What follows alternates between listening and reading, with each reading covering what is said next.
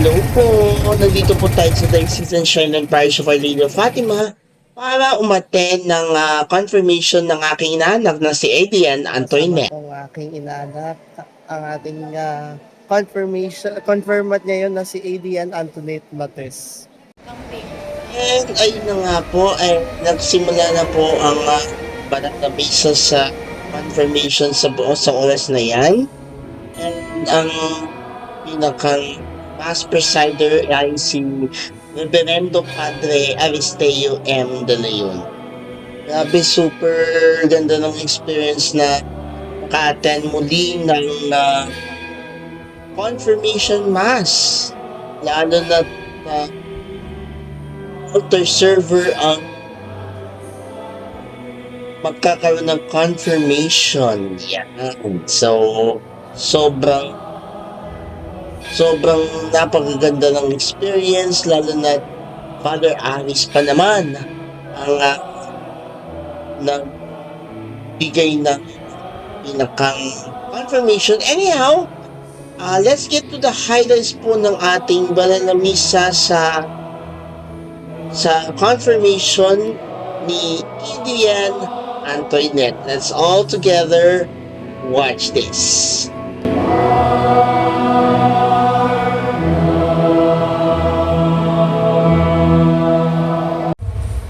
Walang ano-ano'y may inilan ng mula sa langit.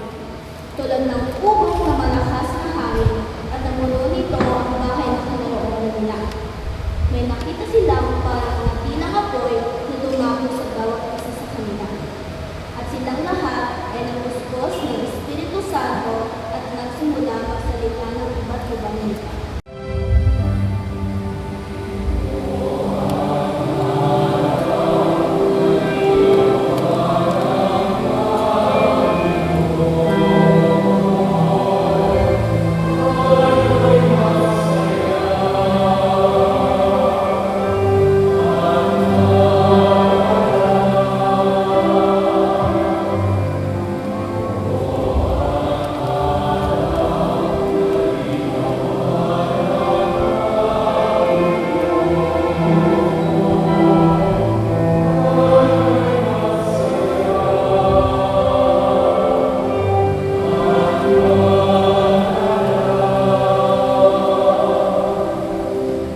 Magpasalamat kayo sa Panginoon.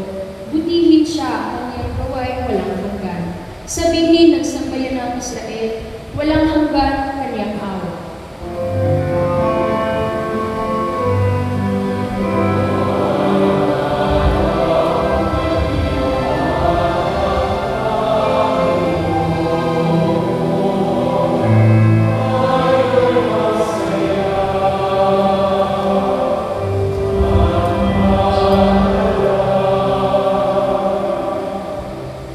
Kanang kamay ng Diyos sa aking humangon.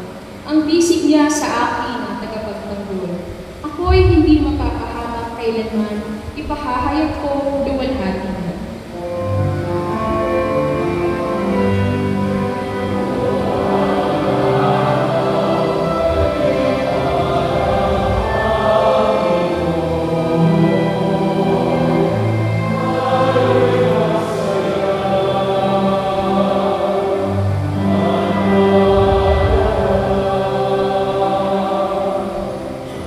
Ang aking Panginoon, muog ng buhay.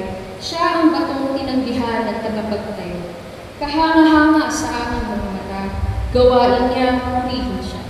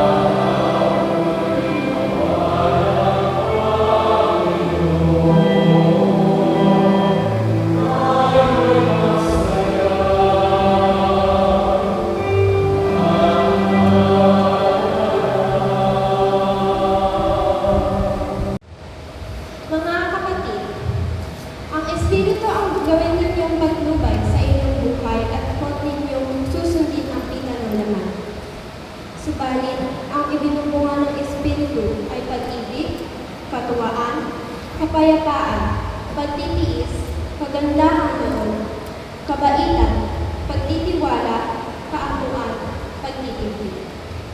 Ngayon, ipinako sa krus ng mga kay Kristo ang laman kasama ang kanilang masibuyong mga damdamin. Nakapilit ang mga pinto ng bahay sa kanilang pinagtitipunan dahil sa takot nila sa mga Hudyo. Dumating si Jesus at tumayo sa gitna nila. Sumainyo ang kapayapaan. Sabi niya. Pagkasabi nito, ipinakita niya ang kanyang mga kamay at ang kanyang tagiliran.